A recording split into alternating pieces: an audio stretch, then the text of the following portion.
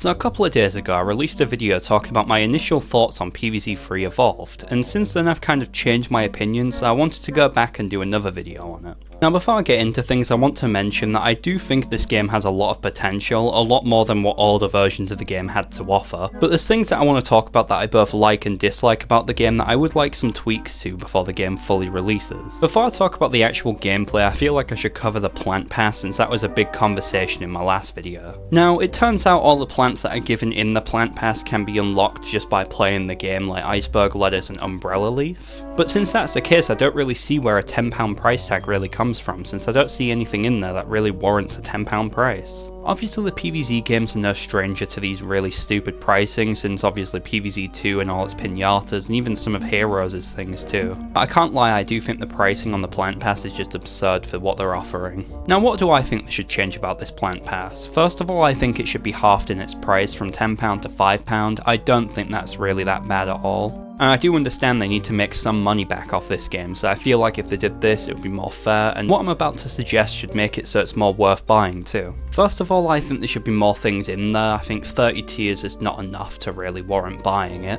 And also there should just be better rewards too. Maybe more seed packets, maybe more XP, more coins, or maybe some more options for the Zen Garden in the house too. Because honestly I think the Zen Garden is one of the best things in this game just because of the way it's executed. I'll get onto that shortly. But I feel like these suggestions would make it so the plant pass is a bit more worth buying and you don't feel like you're kind of getting ripped off by buying it too. But now I want to talk about the Zen Garden and also the whole free roam area that you have. So in PvZ 3 you're able to join different communities that allow you to see different people's houses and their Zen Garden. I think the idea of being able to see other people's Zen Garden and what plants they're growing is just such a cool idea that I don't know why it hasn't been done already before. I found myself at some point just scrolling around the different area that I have in the community I'm in, just seeing what other people have in their Zen Gardens compared to mine. It really reminds me of the Garden Warfare 2 stat room where you'd see what each person has in there and what characters they've leveled up, or the PvZ 1 houses that you could have on the Xbox and PS3 versions of the game. Now they are adding some different minigames you can do around the hub world that give you different things for the Zen Garden, but I can't really comment on them right now since they're not in the game just yet. Just please make it so the little currency you have to use to play the minigames doesn't cost money to get more of it. But now let's talk about the actual gameplay of PvZ 3. Now first of all, I do still think that the merging mechanic is really well executed and honestly is the best part of the game. I'm really surprised of how many different characters they managed to make out of the merging mechanic. It is really nice to see so many new characters added to the franchise in just one installment. But I can't lie, a lot of the levels just aren't doing it for me, honestly. It's mainly the pacing, it feels like the levels are just way too quick. Most levels start you off with 300 sun, and within the first about 10 seconds there's normally about 1 to 2 zombies already coming at you. Obviously the change in the amount of sun you start with is clearly designed to work around the pacing, but it really feels like you don't get that chance to build up a defense before the zombies start spawning. In the first 2 games it felt like I could go into levels with a plan of what I wanted to build my defense around, and I'd finish it off by the end of the level, but with PvZ 3 it feels more like I'm just spamming plants to try and counteract the zombies. And considering in this game zombies tend to come in bigger waves than what they did in the first 2 games, with instead of it just being one zombie then another one, it's more like one zombie then 2 then 3.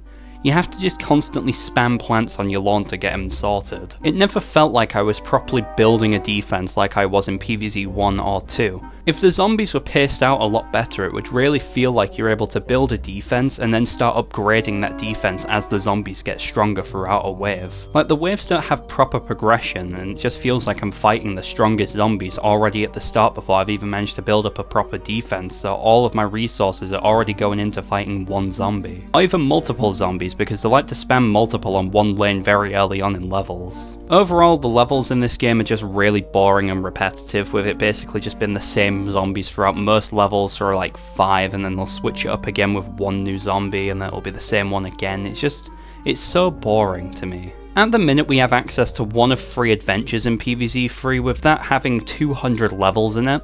I feel like they could take those 200 levels and probably chop it down to about 50 because they're all just the same level. It feels more like they've just spammed a bunch of the same levels to act like there's more stuff in the game for like a tagline and description, instead of making well thought out levels that have more time put into them. And yes, the description of the game on the Play Store does mention that there's 200 levels in the game. As for the enemies that I've come against in this game, it really doesn't doesn't feel like many of them have unique gimmicks so far from what I've encountered. They normally just die to the traditional plant spam that you do in the game, and you never really understand what their gimmick is until you actually tap on them and read what they do. The only one that I felt like actually posed a bit of a threat to my defense was probably the slug gargantua or whatever it's meant to be, but he just went away off the lawn. I didn't even understand what happened. But now I want to take the chance to talk about the art style of this game, since I know it's a very critical part of PvZ 3 throughout its entire lifespan. I'm going to be honest, I really like the art style of this game. I feel like it's been very refined, I think it looks good, and the plants have a lot of charm to them, along with the zombies as well. It feels a lot like PvZ 2's art style in the way that they took the original character designs and then refined them around the art style they wanted to go with. There's not a single character in this game I have any actual criticism around how it's designed, apart from maybe the character creator guy, but I don't really feel like that's worth even mentioning. Now, the music in the game has not been changed from the ones that are in the older versions of the game. It's just the same stuff that was used in PvZ 3 2020, but the issue I find in it is that it's just one singular track from what it sounds like, instead of having multiple different phases to it like what is in PvZ 1 and 2. And if the music in PvZ 3 is changing depending on what wave it's at, I think it might need to be changed, because I'm not hearing any of it at all. It never feels like the intensity of the song is really changing with how far I'm into the level, with it just being the same track throughout. But the music itself I don't really have much issue with. I still stand by it being not as good as the original PvZ 1 and 2 tracks, but obviously I don't think we're going to be able to get stuff on that quality anymore. But that's everything I've really got to mention about PvZ 3 at the moment, so in conclusion, I do think the game is going in a good direction. I think the game is doing a lot better than what it was in 2022, 3 and 4, but I do feel like some things need to be changed before they eventually fully release this out to the full world instead of just a few regions. If you have any other suggestions about this game, let me know in the comments below, but please try and keep it respectful. Obviously we all have our different opinions about this game,